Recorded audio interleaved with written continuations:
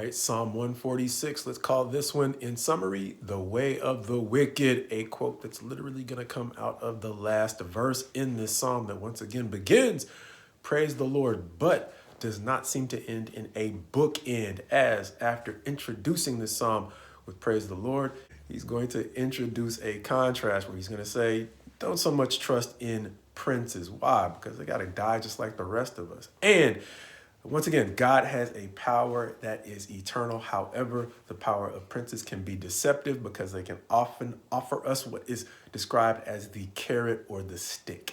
Two different forms of incentive, either pain or reward. Meaning the stick is for those who they can beat into submission, and the carrot is those who they can bribe or persuade or write the right amount of money on the paycheck to persuade to simply do whatever, regardless of right or wrong, which this psalmist is going to remind us still matters, as he's going to go into a description of the character of God and why he is to be trusted above princes. Why? Because the paychecks might not always be coming in a way that would leave you in the favor of friends or family. Understanding that I think it's Solomon in the Proverbs who notices that the one who is without can sometimes have a hard time finding friends or even family to pick up the phone when they call. In contrast, David notices that God's love is more consistent. As in verse 5, he's going to say, blessed is he whose help is the God of Jacob, whose hope is in the Lord his God, who made heaven and earth. And going beyond the verse 6 description of his creation, it's going to talk about in verse 7, who executes justice for the oppressed, who gives food to the hungry. Verse 8, the Lord sets the prisoners free. The Lord opens the eyes of the blind. The Lord lifts up those who are bowed down. The Lord loves the righteous, as he's going to go on to conclude. In verse 9, the Lord watches over the sojourners. He upholds the widow and the fatherless. And as we entitled this verse, it's going to introduce a contrast when in that last section it says, but the way of the wicked he brings to ruin, reminding me of a recurring theme, even if it is a subtle theme that we've seen before in the Psalms. Quite possibly another version of the folly we found in idolatry, when this time we are willing to offer up our allegiance to anybody who can write that check.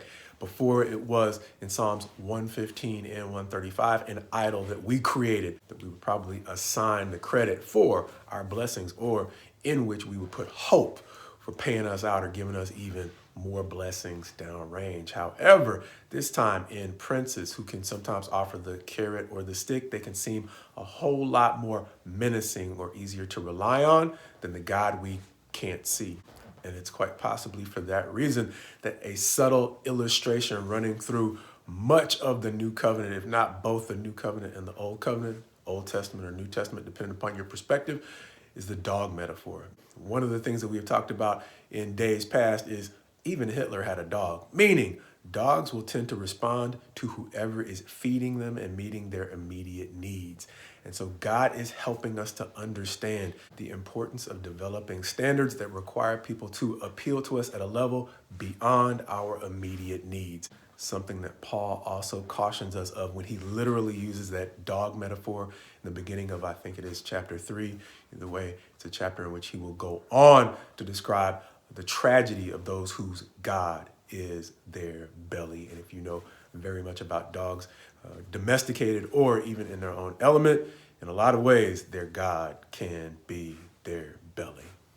Reminding me of another summary theme that came to mind in reading this psalm, understanding that God has very subtle ways of exposing our belly as our priority, or a driving motive that may have actually replaced God, and looking at the way that the revelation talks in sequence, but it doesn't always specify time. And so when it talks about seals being broken or trumpets being blown or bowls of judgment being poured out, it doesn't necessarily say that those things are unfolding all in an instant. And it's important to understand that because Jesus in Matthew 24 describes end times as catching people by surprise, which can be hard to reconcile with what he told to John in the Revelation, which seems to describe plagues that are poured out all at once. But when we realize that the Revelation does not talk about once again, the timing with which those judgments unfold, then we can realize that sometimes God gives